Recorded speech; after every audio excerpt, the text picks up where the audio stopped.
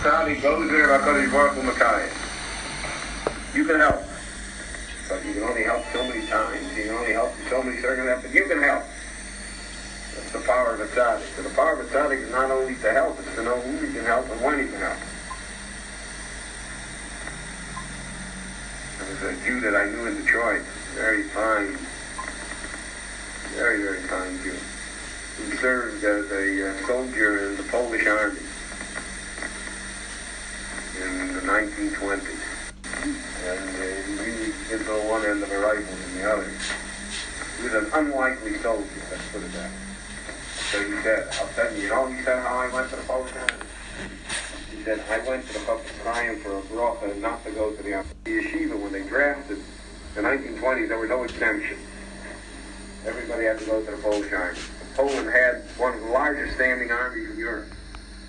And Poland was a very successful army. They won a war against Russia, and they won a war against Lithuania. Consecutive wars, which built up the Polish ego to the point where they felt that they would be able to win a war against Germany.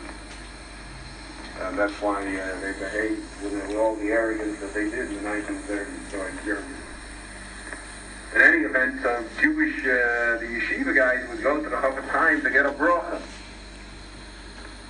Not to have to go to the army. He said, I came to the chaim. The chaim looked at me. He says, look, that there does not Yiddish soldat name. There have to be Jewish soldiers also. And he was drafted. And he was a nurse, a male nurse in the Polish army for 2 years. So he said, all of my life I want to be what in the world? What did he see here?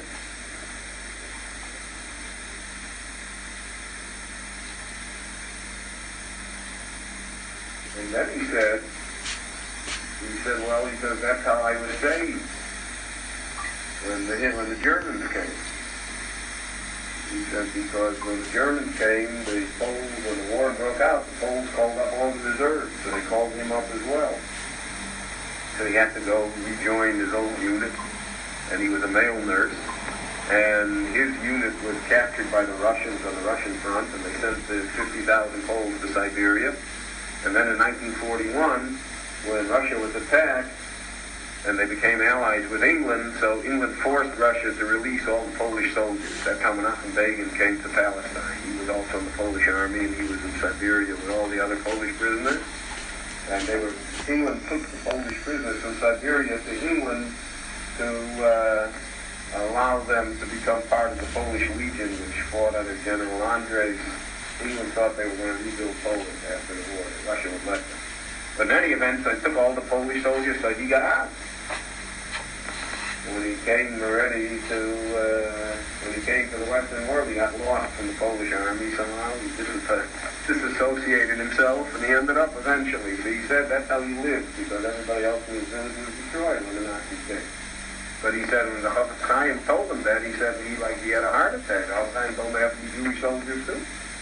But you can't do anything for him. So the power of a tzaddik is to know when and where and whom. So here the Novi Elisha, he has to do anything. He has to do something for us. He cannot stand idly by. Vayomer Elisha